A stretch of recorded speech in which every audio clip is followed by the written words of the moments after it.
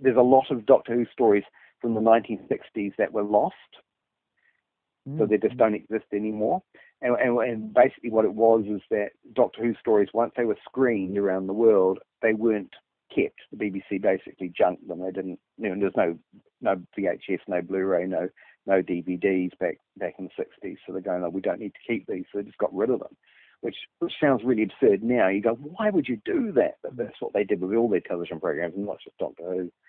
So the holy grail for Doctor Who fans is trying to find these episodes, whether they still exist anywhere, and a number of them being tracked down in countries around the world. Because, New Zealand screened Doctor Who, America screened Doctor Who, Australia screened Doctor Who, so could they still exist in these countries? And some have been found around the world. And one of my claims to fame is that I found a missing episode of Doctor Who in New Zealand. Wow. A 1965 episode called The Lion, part of a story called Crusade. And local connection for you is that the guy who did all the tracking down of it, my friend of mine, Neil Lambis, lives in Whangarei. And he used to run the Replicant Hobbies shop up there. Okay. Yeah. So yeah, Neil did all the work. He tracked it down. He did all the detective work, and he rang me up and he goes, Paul, I think I found a missing episode of Doctor Who. So I went along with Neil to this film collector who lived in Auckland. He basically showed us the episode, and then we negotiated with him so that I could borrow the episode and send it back to the BBC so they could just copy it and put it on DVD. Now, was this on a VHS that he had recorded, or? No, it was 16mm film, because that's how they were transmitted back in the day. Ah. So he would have been able to get it through the TV itself, a station. Well, what happened was that TVNZ dumped a lot of their films, right? We're not talking just Doctor Who, we're talking all sorts of stuff. And a film collector found out these episodes of these films were being dumped. We're talking big film cans. Yeah. And it just helped himself to a whole lot of these films, and they just got circulated around various collectors over the years, and no one in the film collecting community realised that the Doctor Who one was missing. They just thought, oh, it's just a copy. They didn't realise that it was one that didn't exist anymore. Wow.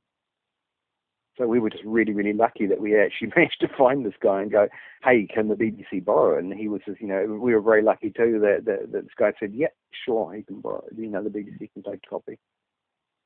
Now, did he receive any payment for that? Or was it just, He just let them, he did sell it afterwards. He did put it up for auction afterwards and sell it after that.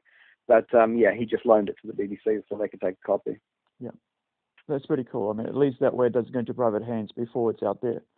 Otherwise, that's the big risk with these episodes, is that the worry is if something gets discovered that someone might just, I can't imagine why anyone would want to, but someone might make a big offer for it and just put it in their own vault and never let anyone see it ever again. Yeah. There's a sort of conspiracy theory that some episodes that are missing are like that they have actually been discovered and are being held in private hands.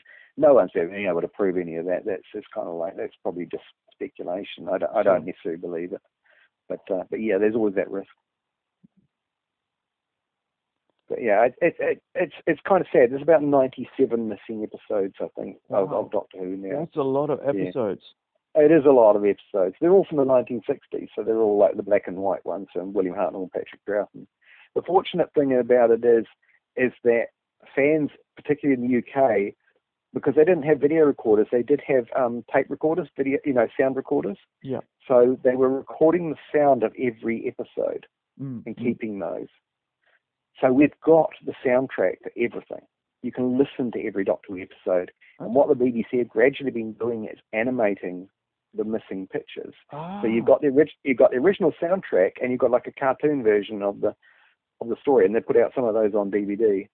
So, you can watch some of these stories that don't exist anymore with the original soundtrack and with an animated version of the story playing. That's one way in which we're getting them back, And the hope would be that eventually all of those 97 episodes might be animated so that we can watch a complete set. Have you heard about whether there's going to be like a major movie based around Doctor Who, or because it's quite a vast universe? It is. I mean, I guess the thing is that the people who make Doctor Who are always doing the television series, so it's a bit hard to make a movie. I mean, for the 50th anniversary, there was a story they made, a special called Day of the Doctor, which had several of the Doctors meeting up. They had John Hurt and Matt Smith and David Tennant all meeting up and having an adventure together. That played at the cinema as well as on television. Even in New Zealand, you could go to the cinema and watch that. It was really cool because you kind of sit in an auditorium, people all dressed up as Doctor Who fans, all of them, all watching the story together on the big screen. That's really cool. They did Peter Capaldi's first story back a few years ago as well. They had his first one on the cinema too.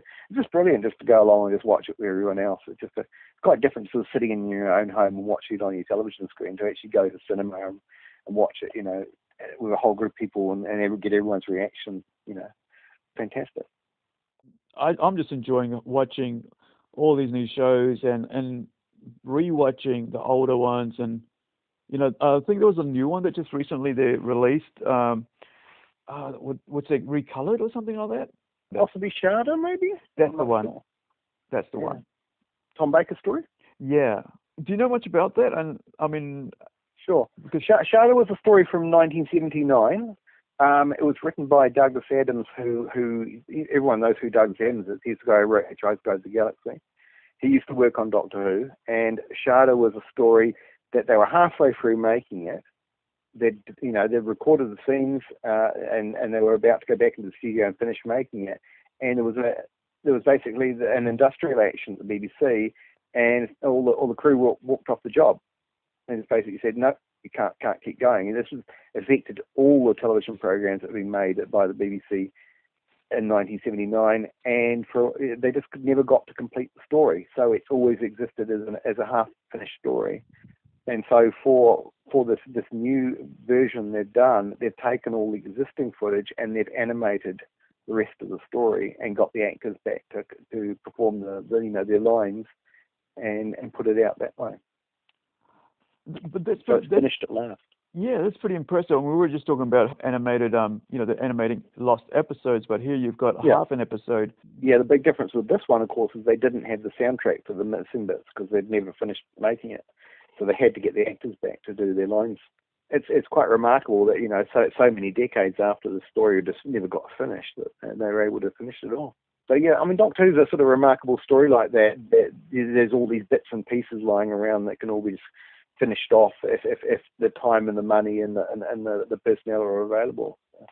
It's just making Doctor Who that more complete all the time. So it's filling in a jigsaw puzzle. What's the title of the books that you've put out? The first book is called The Comic Strip Companion 1964 to 1979.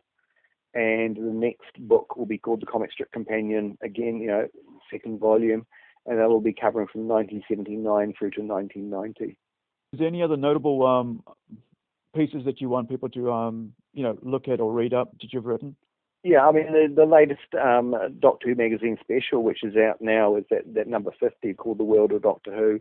And that's got an article on New Zealand fandom in it. So if anyone's interested in learning more about, the history of Doctor Who fandom, then there's a great article in there. There's some photos and some of the covers of some of the magazines that I helped publish. And it's just a really fascinating sort of overview of how it's all been, because Doctor Who fandom's been around New Zealand for 30-odd years. There's just so much to talk about. And, you can probably track down back issues of Doctor Who magazine. I've written articles in the main magazine and also in the special issues for the last couple of years, mainly about comic strips, but also about other stuff as well.